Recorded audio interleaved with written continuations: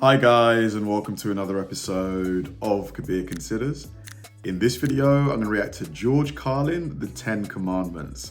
This should be fun. Rest in peace, George Carlin. He really was one of a kind, almost like a philosopher as much as he was a comedian. He had really funny and clever insights. A lot of the stuff that he said, and a lot of these clips, I think they come from like the 80s, like some, maybe even the 70s, and they're still relevant today, a lot of them. It's just, can you imagine what he would have to say on modern society?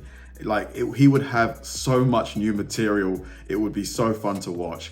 This one, I can't imagine what he's gonna say. I think it's gonna be funny though. Let's find out. Thank you. Now, folks, here's something else I got a problem with. The 10 Commandments. Here's my problem. Why are there 10? You don't need 10. I think the list of commandments was deliberately and artificially inflated to get it up to 10. It's a padded list. Here's what they did. About 5,000 years ago, a bunch of religious and political hustlers got together to try to figure out how to control people, how to keep them in line. They knew people were basically stupid and would believe anything they were told, so they announced that God had given them some commandments. Up on a mountain, when no one was around, God had given them the 10 Commandments. But let me ask you this. When they were sitting around making this shit up, why did they pick 10? Why 10? Why not 9 or 11? I'll tell you why. Because 10 sounds official. 10 sounds important. They knew if it was 11, people wouldn't take it seriously. So what, are you kidding me? The 11 Commandments? Get the fuck out of here. But 10 sounds important. 10 is the basis for the decimal system. It's a decade. It's a psychologically satisfying number. The top 10, the 10 most wanted, the 10 best dressed. So he does have a point. You always hear like 10. It is like it's like a solid round number that has more emphasis, Having 10 commandments was really a marketing decision. And to me, it's clearly a bullshit list. It's a political document artificially inflated to sell better. I'm going to show you how you could reduce the number of commandments and come up with a list that's a little more workable and logical. We're going to start with the first 3, and I'll use the Roman Catholic version because those are the ones I was taught as a little boy. I am the Lord thy God. Thou shalt not have strange gods before me. Thou shalt not take the name of the Lord thy God in vain. Thou shalt keep holy the Sabbath. Right off the bat, the first 3, pure bullshit. Sabbath day, Lord's name, strange gods. Spooky language. Spooky language. Designed to scare and control primitive people. In no way does superstitious nonsense like this apply to the lives of intelligent, civilized humans in the 21st century. You throw out the first 3 commandments, you're down to 7. Next. I've heard, people say that, religion was invented to control the lower classes back in the day, to give them something to hope for in the afterlife so that they were happy to spend their days in toil and servitude, because they thought they'd go to heaven. I don't know if that's true or not. Let me know what you think. Honor thy father and mother. Obedience, respect for authority. Just another name for controlling people. The truth is, obedience and respect should not be automatic. They should be earned. They should be based on the parent's performance. Parent's performance. All right? He's not wrong. Some parents deserve respect. Most of them don't. Period. You're down to 6. Now, in the interest of logic, something religion is very uncomfortable with, we're going to jump around the list a little bit. Thou shalt not steal, thou shalt not bear false witness. Stealing and lying. Well, actually, these 2 both prohibit the same kind of behavior. Dishonesty, stealing, and lying. That's so you true. don't need 2 of them. Instead, you combine them and you call it thou shalt not be dishonest. And suddenly, you're down to 5. And as long... Wow, he's really, can you argue with anything he said so far? As we're combining, I have 2 others that belong together. Thou shalt not commit adultery. Thou shalt not covet thy neighbor's wife.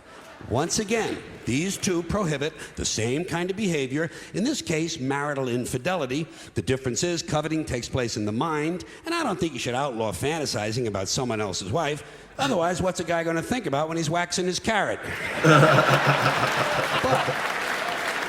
Waxing his carrot? That's a new one. I've never heard of it like a phrase like that. But marital fidelity is a good idea, so we're going to keep the idea and call this one, Thou Shalt Not Be Unfaithful. And suddenly, we're down to 4. But when you think about it, honesty and fidelity are really part of the same overall value. So in truth, you could combine the 2 honesty commandments with the 2 fidelity commandments and give them simpler language, positive language instead of negative, and call the whole thing, Thou shalt always be honest and faithful, and we're down to 3. Thou shalt, they're going away fast.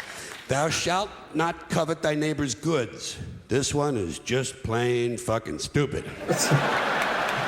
So that one basically means like you should not, like if your neighbor has like a Ferrari or something, you shouldn't want that car. That's kind of harsh, isn't it? Coveting your neighbor's goods is what keeps the economy going. Yeah, exactly. Am I right? You're like, oh, he's got a nice car. I want that car. I'm going to buy that car.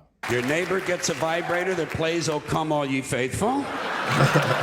You want to get one too. Coveting creates jobs. Leave it alone. It does. You throw out coveting and you're down to 2 now. The big honesty and fidelity commandment, and the one we haven't talked about yet, Thou shalt not kill. Murder. The 5th commandment. But when you think about it,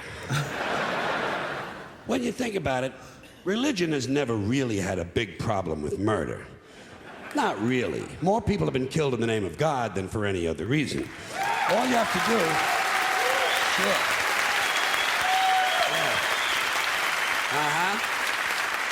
All you have to do is look at Northern Ireland, the Middle East, Kashmir, the Inquisition, the Crusades, and the World Trade Center to see how seriously the religious folks take Thou shalt not kill. The more devout they are, the more they see murder as being negotiable.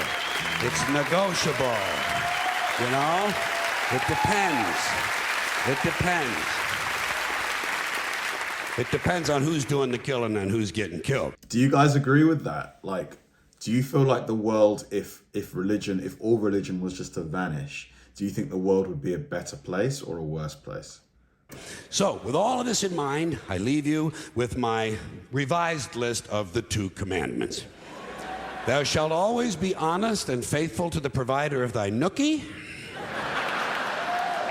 And thou shalt try real hard not to kill anyone, unless, of course, they pray to a different invisible man from the one you pray to. 2 is all you need. Moses could have carried him down the hill in his fucking pocket. And if they had a list like that, I wouldn't mind those folks in Alabama putting it up on the courthouse wall.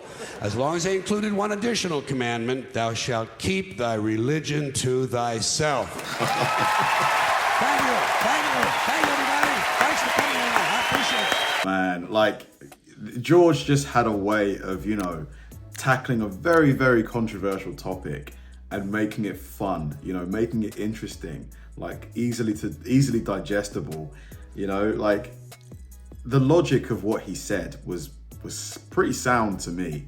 Like, I don't know, I'm sure there's going to be people who disagree with what he said, very, very passionately, but just looking at it from a pure logical and rational perspective, it's hard to disagree with what he says. But let me know what you guys think of the overall message of the video. Let me know your thoughts. I'll read every single comment.